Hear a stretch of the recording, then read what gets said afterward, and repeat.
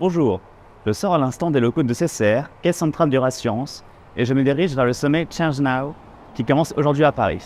C'est le plus grand événement au monde qui rassemble les solutions les plus innovantes et les acteurs du changement qui s'attaquent aux plus grands défis de notre planète. L'occasion pour CCR d'y retrouver la fondation Energy Observer, dont nous sommes mécènes depuis 2017, et de vous partager cet événement de l'intérieur. Allez, on y va!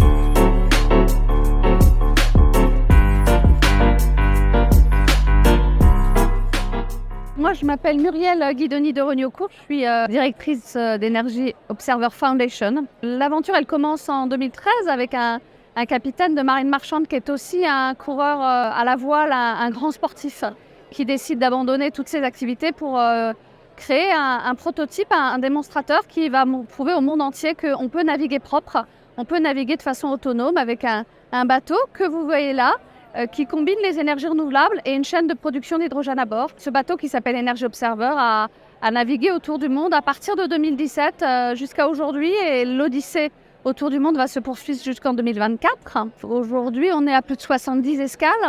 Donc l'objectif de cette odyssée, c'est vraiment de faire la démonstration que le mix technologique à bord fonctionne parfaitement, mais aussi tester des technologies.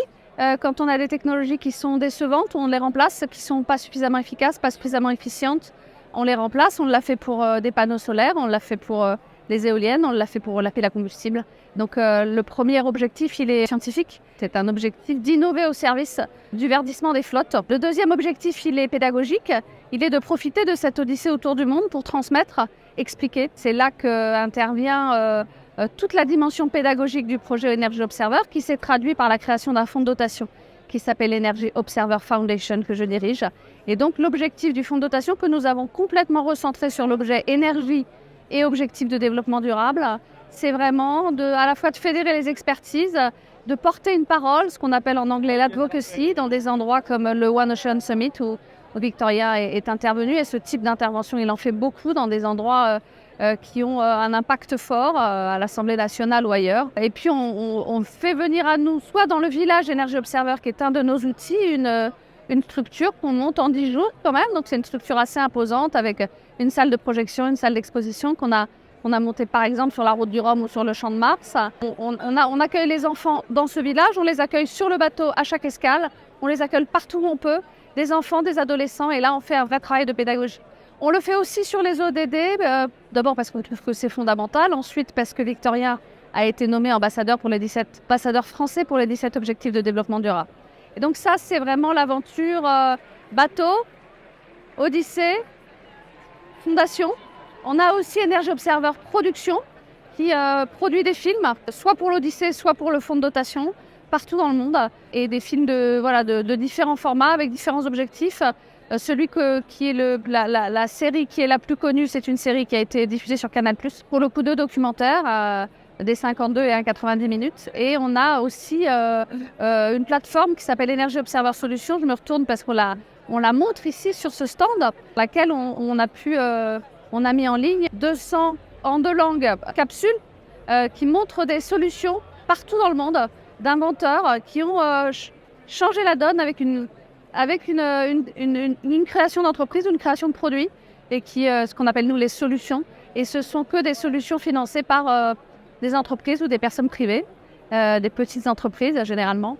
Et à chaque escale, on va à la recherche de nouvelles solutions, et on est partenaire avec le ministère de la Transition écologique sur ce projet. Puis la dernière pépite, qui est tout ça, c'est le non-profit chez nous. Et on a par ailleurs une filiale industrielle qui s'est créée, qui s'appelle EODEV, qui est en dehors avec un actionnariat, avec un autre modèle, et qui construit des groupes électro-hydrogène et qui commercialise la solution maritime que nous avons sur ce bateau pour verdir des flottes aujourd'hui de même taille, petit à petit de taille plus importante, jusqu'au mini-cargo avec le projet EO2. Voilà, donc ça c'est toute l'aventure, et ça fait ce qu'on appelle, c'est tout l'écosystème Energy Observer. Au lieu d'avoir une entreprise privée qui crée une fondation et qui se met à faire du non-profit, on a une aventure non-profit qui s'est mis à commercialiser parce que les solutions proposées à bord marchaient très bien. Change Now, ça rassemble des solutions et que c'est tout à fait l'esprit dans lequel nous sommes, de trouver des solutions qui changent la donne, d'innover, d'aller toujours plus loin en R&D pour apporter des solutions plus efficientes et moins coûteuses aussi, pour qu'on puisse massifier. Donc on est là dans le temple des solutions, donc on a notre place. Il y a une variété de participants, qu'il s'agisse des intervenants dans les tables rondes ou des stands, qui correspondent à l'écosystème qu'on fréquente toute l'année. Il y a beaucoup d'entreprises qui ont inventé des solutions. Il y a des ONG, des agences qui construisent des outils pédagogiques que nous utilisons dans notre fraction de sensibilisation, avec lesquels on travaille toute l'année et on en cherche d'autres.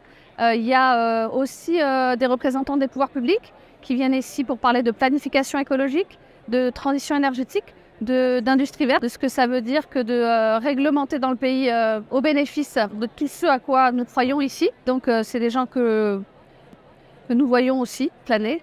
Donc oui, l'écosystème ici nous permet de planifier des rencontres, d'en faire plein d'autres, de belles nouvelles, d'expliquer ce qu'on fait, d'expliquer que ça est possible, et puis de dire à tous ceux qui veulent participer à l'aventure Energy Observer qu'ils sont les bienvenus. Voilà qui conclut la visite du sommet 2023 de Change Now.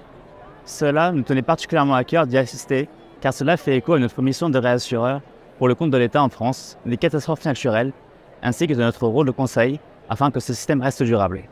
Dans ce sens, nous réalisons de nombreuses études qui ont pour objectif d'améliorer la connaissance des conséquences économiques des catastrophes naturelles et de l'impact du réchauffement climatique sur nos territoires.